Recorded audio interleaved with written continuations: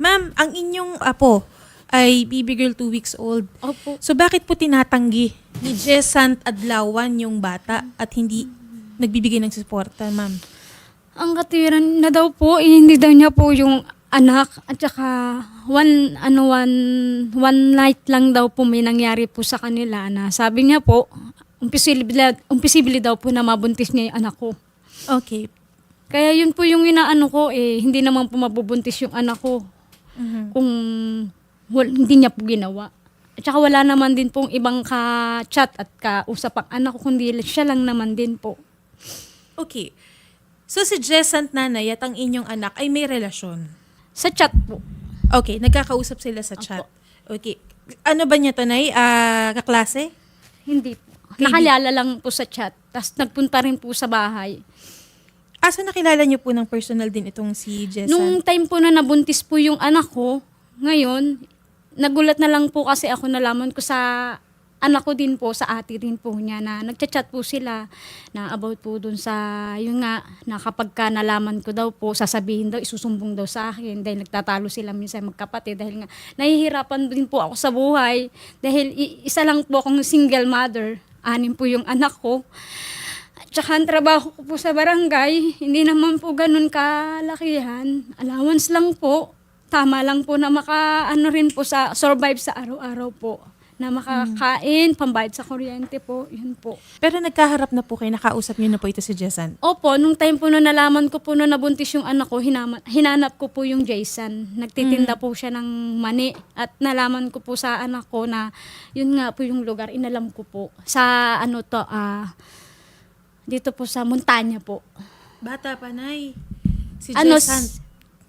20 years old pa lang po siya noon. Yung anak ko naman po, 15 years old Nako, po. minor de edad pa ho ang inyong Opo. anak. Kailan po ninyo huli nakausap si Jessant, Nay? Nung pong nagkaharap din po kami nung time din po noon, mga October, nalaman ko po yung buntis po yung anak ko. Sabi ko, Jason, minor de edad yung anak ko. Alam mo naman kung ano yung magiging mo. Kung halimbawa, ngayon, so, sabi ko sa kanya, pumapayag ako na, panagutan mo na lang yung anak ko.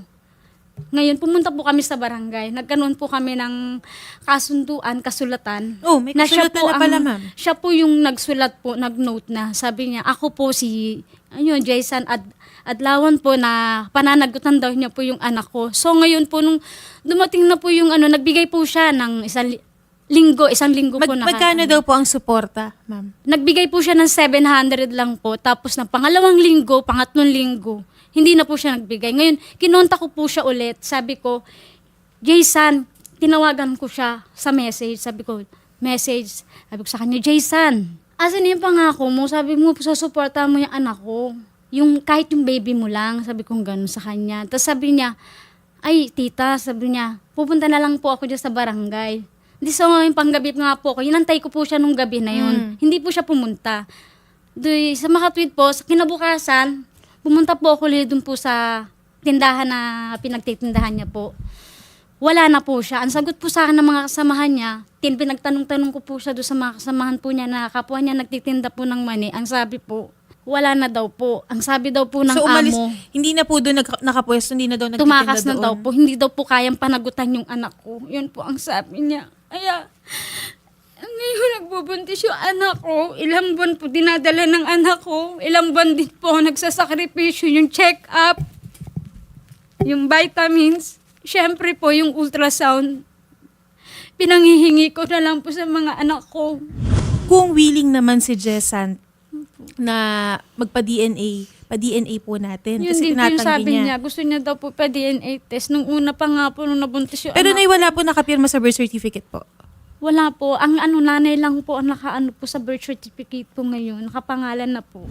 Jessant, magandang hapon. Ano ba Opo, ang ma'am. plano mo dito sa bata? Kung wala lang ma'am, magpadala na lang ako ng pera. Pero hindi kasi pwedeng hindi consistent, Jessant. At bakit tinatanggi mo yung bata? Kasi nung una ma'am, kala ko kasi, nung binistest yung tinatritest nila, nung kasi hindi ako naniniwala ma'am, nasawan.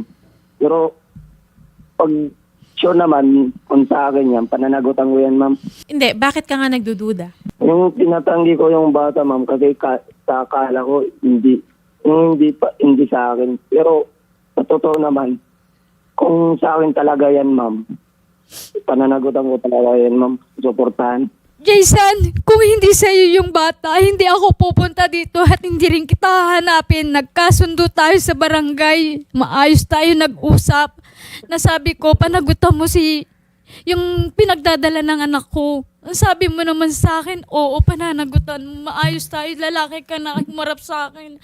Sana naman, tumupad ka naman sa usapan, Jason. Sige po, ma'am. Susuportahan ko na lang yung bata. Pag sahod ko, pinapadalahan ko na lang ang pera ko. Para makabawi naman ako sa kanila. Sa anak ko. Sa awang ko.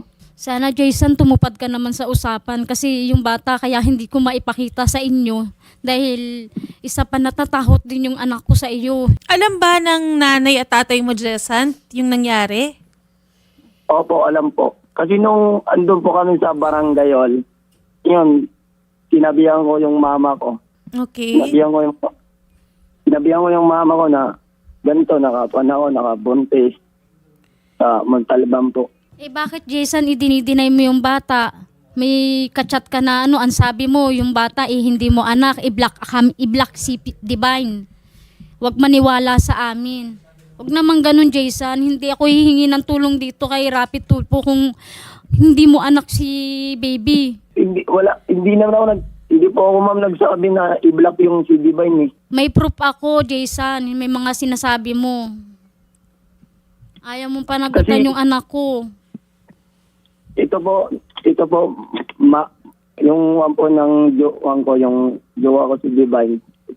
Kasi wala na kasi, iba na kasi yung account ko, hindi na kasi ako naggagamit ang account ko yung isa eh. Yung account ko, binigay ko sa account ko kapatid. Hindi ko kasi yung ginagamit eh. Tapos may account na po ako na isa. Yun yung ginagamit ko po, ma'am. Okay. Para lang malinaw tayo, Jessan. So ikaw, willing ka naman magbigay ng suporta. So hindi mo na itinatanggi itong bata. Opo, ma'am. So hindi mo na itinatanggi. Hindi na po, ma'am. Susuportahan ko na lang po yung bata. O ano ang assurance ko na susuportahan mo yung bata at hindi mo iiwanan yung bata? Kasi, Jason, lalaki yung bata. Ngayon, nag-uumpisa pa lang hanggang sa paglaki. Mag-aaral, magdadalaga. Sana hanggang dulo, suportahan mo yung anak mo. Kasi ako, alam mo naman, Jason, ang sitwasyon ko, single mother ako. Mag-isa lang ako na bumubuhay sa mga anak ko. Alam mo yan. Kaya, dumagdag pa si baby. Hindi ko naman pwedeng anuhin yun. Talikuran dahil apo ko rin yun. Kung ano, di ba sinabi ko naman sa'yo, magtulungan tayo. Pero yung iniwanan mo kami sa ere ng apo ko, yun ang hindi ko matanggap. Ikaw ay nagbebenta ng mani. O dati po, doon sa Montalban. Ngayon, anong trabaho mo? Sa mga parcel po. Alam mo, Jessan, kasi hindi naman biro yung pagkakaroon ng isang anak, no? Ang Opo. bata, maraming Tama po. kailangan yan. Maraming kailangan yung bata. Opo, ma'am. Siyempre, nagbe-breastfeed po ba? Oo, ginawa ko po breastfeeding na lang po dahil sa mahal po ng Gatas, gatas. tama Ngayon po. yung diaper, vitamins, yun ang hindi Vaccine ko pa po, po. maximum kailangan po na ng bata, maintenance. Pwede kang makasuhan dito. 'Di ba? Pwede kang makasuhan. And pwede naman din si nanay makipag-usap or gawin mo yung responsibilidad mo bilang isang ama, Jessan. Opo, ma'am. Opo, ma'am. Oo. So ikaw nagde-deliver ka ng parcel, tama? Hindi po, nagbabalot po ako ng parcel, ma'am. Nagbabalot ng parcel. Okay. Opo. Pagka gusto may Opo, paraan, ma'am. Jason, kung alam mo yung talagang yung responsibilidad mo, alam mo naman yung gampanin mo. Kasi alam mo, Jason, Opo, yung ma'am. iniwan mo, Opo. Jason, hindi lang ngayon, habang buhay na obligasyon yan, Jason. Alam mo dapat yan sa sarili mo. Bago mo pinasok Opo, ma'am. yung ganyang sitwasyon. Opo. Kung sakaling hindi man po ito sumunod sa usapan, hindi po magbigay ng sustento, kasuhan po natin. No? At tutulong po kami, nanay, magkaso. Pero ngayon, nanay, ang gagawin po natin, lalapit po tayo, nanay, sa MSWDO sa Rizal para po magkaroon tayo ng agreement o kasulatan na tuwing kinsenas, katapusan, magbibigay si Jessan. Or depende po, nanay, sa kung ano po ang kagustuhan po ninyo, nanay. Jessan, magkano ang may bibigay mo dun sa bata? Ngayon po, magsasahod po ako ng 12. Ngayon 12, pero kalahating buwan po yung ma'am. Kailan ka sasahod? Sa pizza 12 po. Sa 12, next month.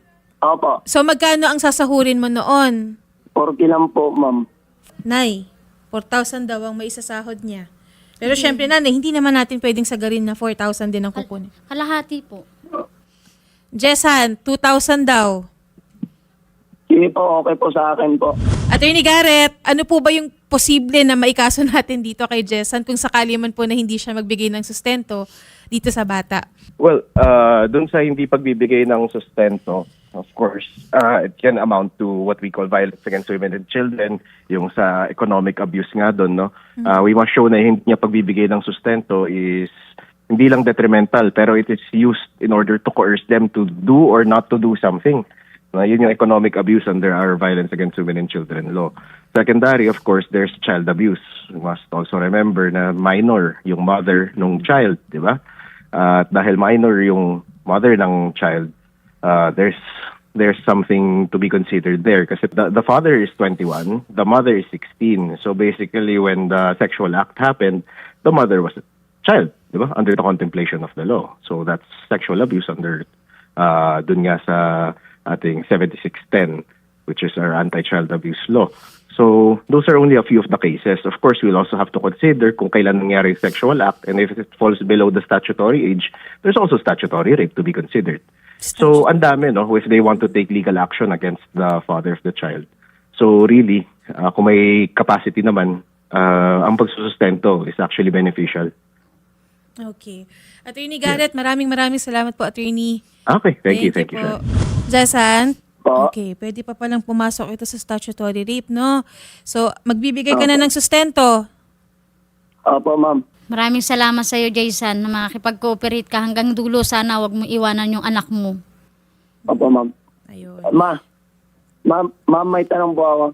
Pwede po ba ako magdalaw sa anak ko? Ayun. Pwede naman. Di naman kita pinagdadamot eh. Noon pa man sinabi ko naman yan sa iyo. Ikaw lang naman na nagdamot sa sarili mo, sa anak mo. Oo nga ma'am. Iniwanan mo yung Oo nga. responsibilidad mo, Jason. Pinasa mo sa akin.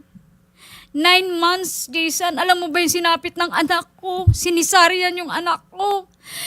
Yung pabalik-balik namin ng hinaris, yung puyat na sana dapat ikaw yung kasama na sabi ko samahan mo para alam mo yung sitwasyon na nagbubuntis. Pero yung ginawa mo, iniwan mo yung anak ko. Kung wala kang pang suporta, dapat kinausap mo naman ako. Tao ka, dapat na humarap sa akin. Hindi naman ako salbahe, Jason. Kita mo naman, di ba maayos kitang kinausap? Alam ko yun po yun kasi mabuti kang ama, inan po. Pwede mong bisitahin yung anak mo, pero hindi mo siya pwedeng isama. Okay lang ba yun? Opo, okay sa akin. Jessan, I'm sure nakikinig ngayon yung ex mo, yung nanay ng anak mo. May mensahe ka ba sa kanya? Ito lang ang mensahe. Sana mag-ingat yung pag-aalala sa anak namin.